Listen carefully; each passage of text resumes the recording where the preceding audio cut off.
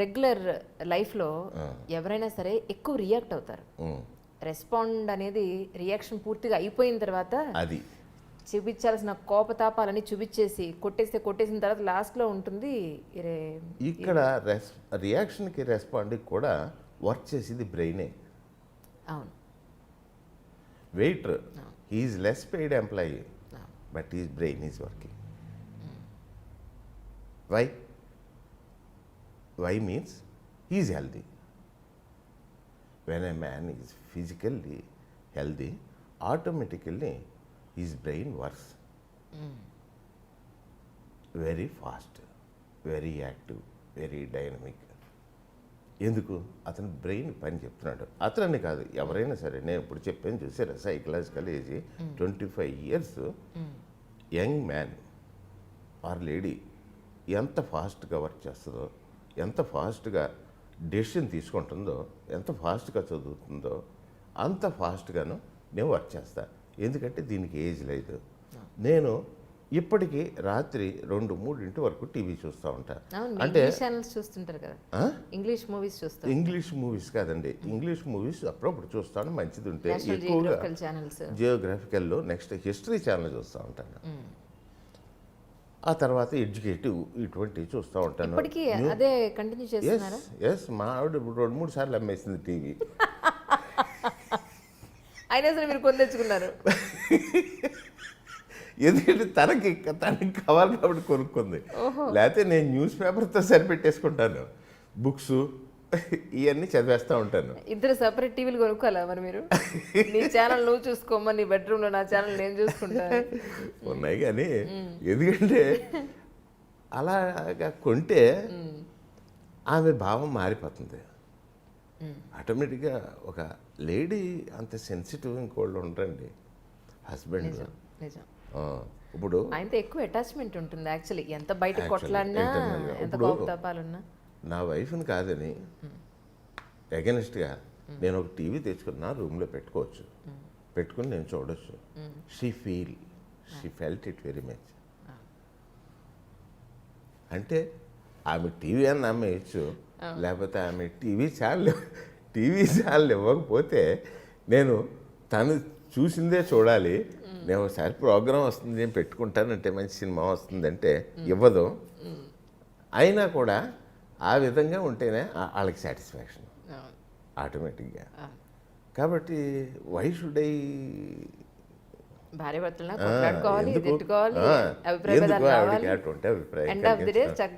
అందుకని మెల్లిగా 2-3 నెలలు చూసి ఆవిడే కొనుక్కుంటుంది ఇంకోటి.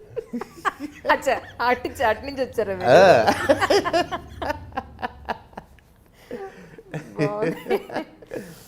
అంటే ఫ్రమ్ ద బిగినింగ్ మీ ఉద్యోగమే మీ జీవనాధారంగా మీరు చూసుకున్నారు. సినిమాలని పెద్దగా సీరియస్గా తీసుకోలేదు మీరు, దాని మీద డిపెండ్ అయ్యలేరు బేసిక్గా. కానీ వాలంటీర్ రిటైర్మెంట్ ఎందుకు తీసుకున్నారు? పోనీ అలా అని మీరు వాలంటీర్ రిటైర్మెంట్ తీసుకుని సినిమాల వైపు పూర్తి స్థాయిలో వచ్చారా అంటే అది లేదు. సో వాలంటీర్ రిటైర్మెంట్ తీసుకోవడానికి గల కారణం ఏమిటి యాక్చువల్లీ మీ ఉద్దేశ ప్రకారం? అంటే నా ఇంకా సర్వీస్ 4 years ఉందనగా, అప్పటికి మా పిల్లలు ఎడ్యుకేషన్ అయిపోయి సెటిల్ అయ్యారండి. ఓకే. ఇంకా నేను వాళ్ళకి ఫీజు కట్టవలసిన అవసరం కానీ, వాళ్ళని పోషించవలసిన అవసరం కానీ నాకు లేదు. ఓకే. అటువంటిప్పుడు నేను నా వైఫ్ ఇద్దరే ఉంటాం. మా ఇద్దరికి నాకు వచ్చే పెన్షన్ సరిపోతుంది కదా. Why should I do this job? ఇదే విఆర్ఎస్ తీసుకుంటే ఇదే జాబు ఇంకొక నెసిటీ ఉన్న వ్యక్తికి వస్తుందిగా అన్న ఉద్దేశంతో ఇంకా చేసాం. సర్వీసు అయిపోయింది, సాటిస్ఫైడ్. నా వృత్తి నన్ను పోషించింది, నా పిల్లలను పోషించింది. అదే వృత్తి నాకు పెన్షన్ ఇస్తుంది. అటువంటిప్పుడు I should not expect more. there is no need. I must provide a chance to the needy person అన్న ఉద్దేశంతో విఆర్ఎస్ పెట్టేసాను. ఓకే. పెట్టేసి బయటకు వచ్చా. అలాగని సినిమాల్లో చేసేద్దాం, సీరియస్లో విజృంభించేద్దాం, సంపాదించేద్దాం అన్న ఆశ కూడా కాదు. అంటే ఆ ఉద్యోగానికి నెసిటీ నాకు లేదు, చేయవలసిన అవసరం అయిపోయింది అన్న ఉద్దేశంతో విఆర్ఎస్ పెట్టుకున్నా. అంతే. బాగుంది. అది కానీ మీరు 100 మందిలో ఎవరో ఒకళ్ళు ఇద్దరు ఉంటారండి మీలాంటి వాళ్ళు. Of course. నిజంగానే ఎక్కడా లేరు. వేళ్ల మీద లెక్క పెట్టడమే ఎస్. సమస్య లేదు. అంటే నేను ఉద్యోగం చేస్తున్నప్పుడు ఉద్యోగం నాకు ఎంత నెసిటీయో తెలుసండి. అంటే చెప్పింది కదా, నాకు ఆస్తిపాస్తులు లేవు, మా ఫాదర్ ఏం సంపాదించలేదు, నాకేం ఇవ్వలేదు, రెక్కలు ఇచ్చారు, ఉద్యోగం వచ్చింది, చేస్తున్నా. నాకు ఎండమూరి వీరేంద్రనాథ్ మీ నా క్లాస్మేట్. క్లాస్మేట్, మంచి ఫ్రెండ్. మేము కలిసి కథలు కలిసి అంటే ఆయన రాసేవాడు, నేను కాదు. అదేలే. అప్పుడప్పుడు సలహాలు ఇస్తూ ఉండేవాడిని Okay. ఆయన ఏదైనా పాయింట్ వచ్చినప్పుడు. ఎప్పుడు వీరేన్ ఒక ప్యాడు, పేపర్స్, పెన్ను పట్టుకుని ఉండేవాడు. ఎప్పుడు మేము ఫ్రెండ్స్ బయటికి వెళ్ళినా ఉండమాట సూర్య అని ఒక అతను, వీరేంద్రనాథ్, నేను బాగా క్లోజు కాకినాడలో. అంటే నేను ఇచ్చే సలహాలకి కథల్లో కూడా నా పేరు రాసేవాడు, సలహాలు రాజు అని. అవునా? ఆ కథల్లో కూడా ప్రింట్ అయ్యి వచ్చింది. ఏంటి దానిలో మీకు అంత బాగా నచ్చిన గొప్ప గుణం ఏమిటి? ఎవరిలో? మీ classmate writer Veerendranath. Veerendranath. He is a simple, సింపులా? నా వెరీ సింపుల్, నిజం. Very simple person, very affectionate, very frank and fair. అతను ఇప్పటికీ టచ్లో ఉన్నారా? అంటే ఈ మధ్య కొంచెం తగ్గింది, నేను ఇట్లా వెళ్ళటం రావటం. వెళ్ళాలి, కాకినాడలో ఉంటాడు అతను అప్పుడు ఎక్కువ. ఓహో, ఆ, ఓకే. ఆ, అతను మంచి ఉధృతంగా ఉన్నప్పుడు సినిమా ఇండస్ట్రీలో ఒకానొక కాలంలో ఒక 10 years రాజ్యం వెళ్ళాడు. రాజ్యం అంటే ఆయనే అని కాదు, చిరంజీవి గారు, కోదండరామరెడ్డి, కేఎస్ రామారావు అండ్ ఎండమూరి వీరేంద్రనాథ్, ఈ నలుగురు క్రియేటివ్ కమర్షియల్స్ పేరు మీద మొత్తం ఇండస్ట్రీని ఒక ఊపేశారు. ఆ టైంలో వీళ్ళందరితో మీకు పరిచయాలు ఉన్నాయండి? ఉన్నాయి. ఉన్నాయా? కోదండరామరెడ్డి గారితో లేదు, చిరంజీవి గారితో ఉంది, కేఎస్ రామారావుతో ఉంది, వీరేంద్రనాథ్ చెప్పక్కర్లేదు. ఆ టైంలో నన్ను వీరేంద్ర, నువ్వు అక్కడ ఏం చేస్తావురా, చెన్నై వచ్చాయి, ఇక్కడ ఉండు, ఒక ఫోన్ పెట్టుకో, ఇక్కడ అడ్రస్ పెట్టుకో, ఒక రూమ్లో ఉండు, నీకు 6 నెలలు మ్యాక్సిమం 1 yearలో నీకు మంచి క్యారెక్టర్స్, నువ్వు అప్పుడప్పుడు అక్కడ చేస్తున్నావు, నేను సినిమాలు చూస్తున్నాను, బాగా చేస్తున్నావు, మంచి క్యారెక్టర్సే, చిన్నవి అయినా కానీ బాగా చేస్తున్నావు, నీకు యు ఆర్ ప్రూవ్డ్ ఆర్టిస్ట్, వచ్చేసేరా అని అన్నాడు. అంటే ఒక 6 months 1 year పాటు రిస్క్ చేసి నేను చెన్నై వెళ్ళి ఉండాలి అంటే నేను అక్కడ ఉండటం, నా ఫ్యామిలీ ఇక్కడ ఉండటం, పిల్లలు చదువులు, ఉద్యోగాన్ని సెలవు పెడితే లాసప్పే,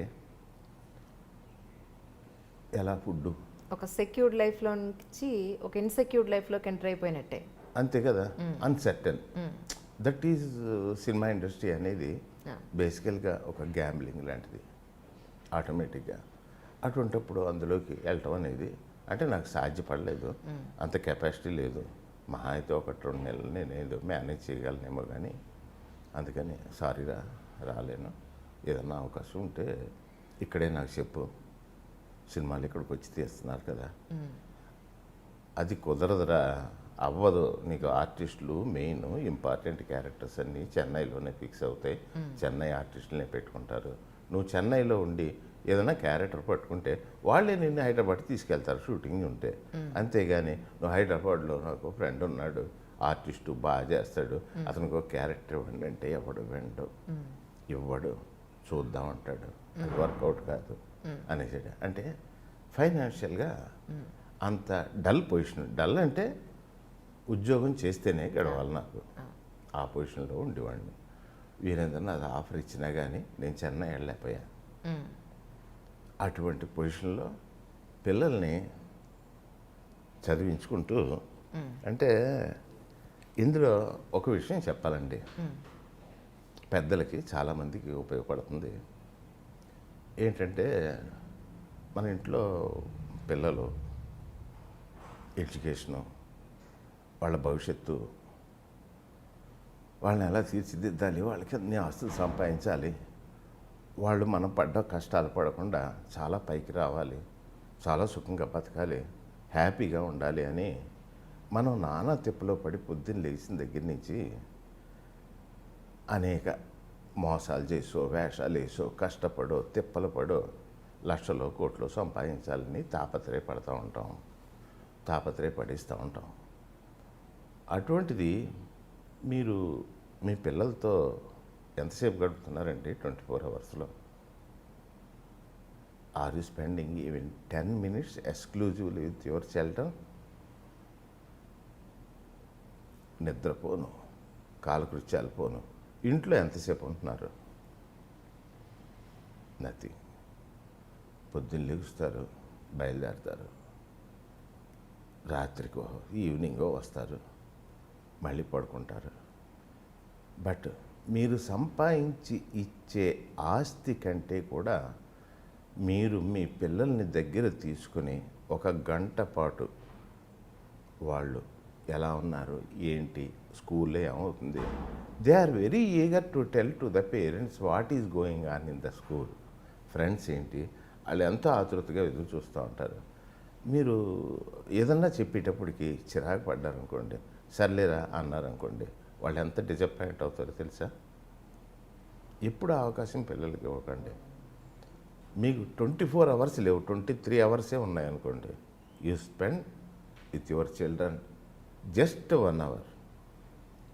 ఎక్కడో ఎంటర్టైన్ చేయండి, బయటికి తీసుకెళ్ళండి, ఏదో చేయండి, లేకపోతే కూర్చోబెట్టి ఏంటి ఆ పుస్తకాలు ఏంటి, వ్యవహారం ఏంటి, నీకు మార్కులు ఎలా వస్తున్నాయి, ఏంటి, ఇంత వస్తే నీకు గిఫ్ట్ ఇస్తాను, అది ఇస్తాను అని వాళ్ళని ఎంకరేజ్ చేయండి టువర్డ్స్ ఎడ్యుకేషన్. స్కూల్లో పడేసాం, డొనేషన్ కట్టేసాం, ఫీజు కట్టేసాం, మన పని అయిపోయింది, relax, we did our duty అని అనుకోవద్దండి. పొద్దున్న లేచిన దగ్గర నుంచి 5 to 6 hours 7 hours స్కూల్లో టీచరు నానా తిప్పలు పడి, ఒక టీచరు ఒక 30 మందో 25 మందో 40 మందో ఉన్న స్టూడెంట్స్ని చాలా కష్టపడి వాళ్ళకి విద్యాబోధన చేస్తూ ఉంటాడు. అలాగని ప్రతి ఇండివిజువల్కి కాన్సన్ట్రేట్ చేయలేడు కదా. కొన్ని అవాయిడ్ చేయకపోతే అతనికి ఉన్న 45 minutesలోనూ మీ పిల్లోడిని పట్టించుకోడండి. పట్టించుకోలేదు కదా అని మీరు టీచర్లు సరిగ్గా చెప్పటం లేదు అనుకోవద్దండి. ఆల్మోస్ట్ 95% పీపుల్ టీచర్స్ ఖచ్చితంగా వృత్తినే దైవంగా భావించి పిల్లల్ని ఎడ్యుకేట్ చేస్తూ ఉంటారు.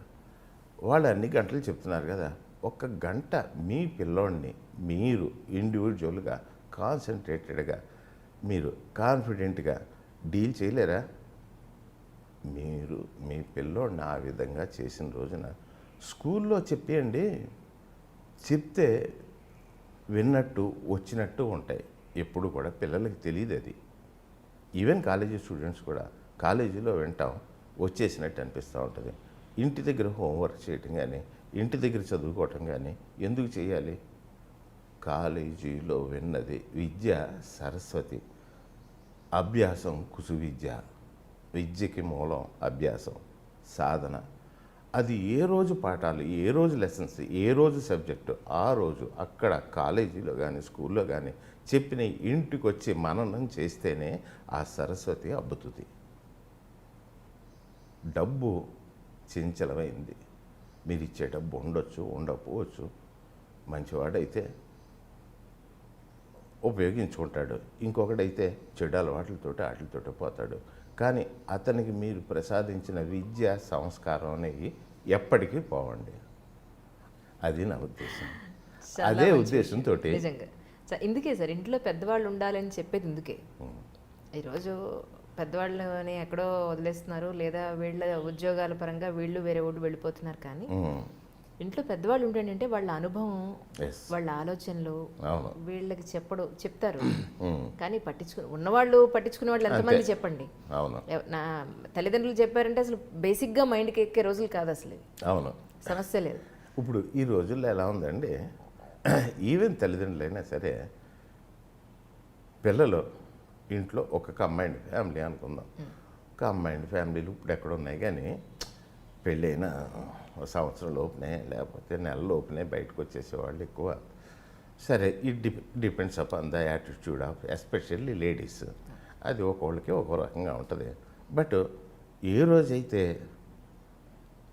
తల్లిదండ్రులు వాళ్ళ తల్లిదండ్రులని గౌరవించి విలువ ఇచ్చి మాట్లాడతారో అప్పుడే వాళ్ళ పిల్లలకి గ్రాండ్ పేరెంట్స్ మీద గౌరవం పద్ధతి ఏర్పడతాయండి. ఆ రెస్పెక్ట్, వాళ్ళ కాన్సన్ట్రేషను, వాళ్ళు చెప్పిన మాట వినటం అనేది అలవడుతుంది. ఈ రోజుల్లో ఎంతమంది రెస్పెక్ట్ ఇస్తున్నారండి తల్లిదండ్రులకి? అంటే తల్లిదండ్రులు పోషించినంతకాలం, సంపాదించినంతకాలం వాళ్ళు అవసరం. అయిపోయి రిటైర్ అయిపోయి స్టేజ్ అయిపోయి ఓనికి తినటానికి ఇంట్లో కూర్చుంటున్నారు అన్న భావనతోటి కనుక తల్లిదండ్రులను నెగ్లెక్ట్ చేస్తే అంటే waste fellows. Unnecessarily they are living, they are creating problems in house అని ఫీల్ అయితే ఆ ఫీలింగ్ అనేది పిల్లల మీద పడి వాళ్ళకు కూడా ఈ గ్రాండ్ పేరెంట్స్ మీద గౌరవం పోతుంది, చెప్పిన మాట వినరు. నెక్స్ట్ ఇంకా పిల్లలకి అంటే నా అనుభవం చెప్తున్నానండి. ఒక ఇంగ్లీష్ రచయిత ఫారిన్ ఒక స్లోగన్, ఒక ట్యాగ్ లైన్ లాంటిది పెట్టి ఆయన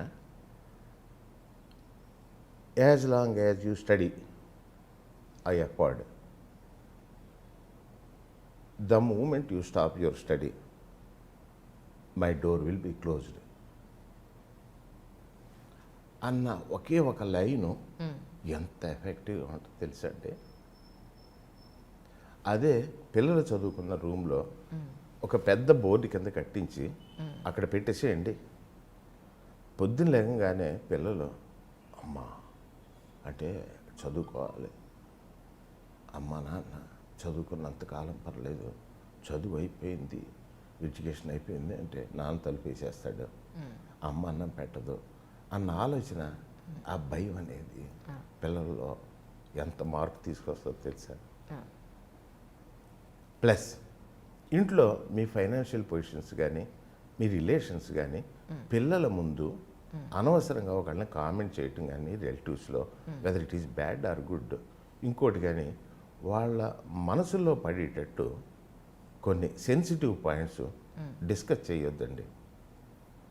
ఎందుకు చేయొద్దంటే వాటి ప్రభావం ఎలా ఉంటుందంటే వైఫ్ డామినేటింగ్గా ఉందనుకోండి ఒక ఇంట్లో, హస్బెండ్ని కేర్ చేయట్లేదు అనుకోండి, పిల్లలు ఏమనుకుంటారో తెలుసా, ఫాదర్ వేస్ట్ ఫెలో, అది పర్లేదు అమ్మను పట్టుకుంటే పని అయిపోతుంది, వాళ్ళ ఆలోచన విధానం అలా మారిపోతుంది. అలాగే హస్బెండ్ డామినేట్ను పెళ్ళం మాట వినకుండా పెళ్ళాన్ని కుట్టడం తిట్టడం చేసాడు అనుకోండి, వేస్ట్, ఇటువంటి భావాలు వచ్చేస్తాయి. అలా కాకుండా మీ రిలేషన్స్ ఎలాగున్నా ఉండనివ్వండి, ఏమైనా ఫైనాన్షియల్గా కానీ లేకపోతే మనం సెటిల్డ్, మనకి ఇన్ని లక్షలు వచ్చింది, మనం పొలం కొన్నాం, ఆస్తి కొన్నాం అంటే పిల్లల్లో చదువుకుపోయినా పర్లేదు మనకి మంచి ఆస్తి ఉంది, నో ప్రాబ్లం అన్న ఆలోచన వాళ్ళకి రానివ్వద్దండి. వాళ్ళకి చదివే ధ్యేయంగా ఏ వృత్తి అయినా కానివ్వండి, తర్వాత వ్యవసాయమే చేసుకునేవ్వండి, వ్యాపారమే చేసుకునేవ్వండి, ఉద్యోగం చేసుకునేవ్వండి, వాళ్ళకి మాత్రం మీ యొక్క ఫైనాన్షియల్ పొజిషన్స్ కానీ సోషల్ రిలేషన్స్ కానీ వాళ్ళ ముందు ఎక్కువ డిస్కస్ చేయొద్దండి. That is my advice.